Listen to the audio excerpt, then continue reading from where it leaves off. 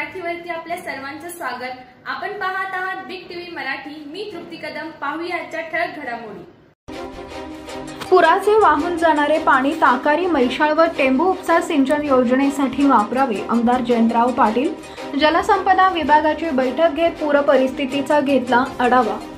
पुराचे वाहून जाणारे पाणी ताकारी, मैशाळ व टेंभू उपसा सिंचन योजनेसाठी वापरावे अशी सूचना राज्याचे माजी जलसंपदा मंत्री आमदार जयंतराव पाटील यांनी सांगली जिल्हा पाटबंधारे विभागाच्या कार्यालयात आढावा बैठक घेतली।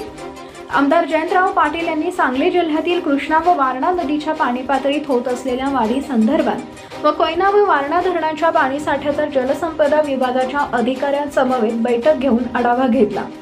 यावेळी पाटील यांनी अधिकाऱ्यांशी राज्यात महाविकास आघाडीची सरकार असताना मैशाळ विस्तारित योजनेच्या माध्यमातून जत तालुक्यातील वंचित 65 गावांना पाण्याचा योजनेचा लाभ देण्यासाठी मंजुरी दिली होती। त्या योजनेच्या कामाच्या प्रगतीबाबत देखील सविस्तर चर्चा केली। तसेच टेंभू उपसा सिंचन योजना सदर योजनेच्या बाबत सरकारने आश्वासन दिल्याप्रमाणे टेंभू उपसा सिंचन योजनेसाठी सुधारित प्रशासकीय मान्यता मिळालेली आहे, त्या कामाच्या प्रगतीचा आढावा घेतला। महाराष्ट्र प्रतिसादक्षम विकास कार्यक्रम हा प्रकल्प राज्य शासनाने हाती घेतलेला आहे। सदर प्रकल्पाच्या माध्यमातून सांगली व कोल्हापूर जिल्ह्यातील पूरबाधित भागांवर उपाययोजना करण्यात येणार आहे। यावर देखील बैठकीत चर्चा करण्यात आली।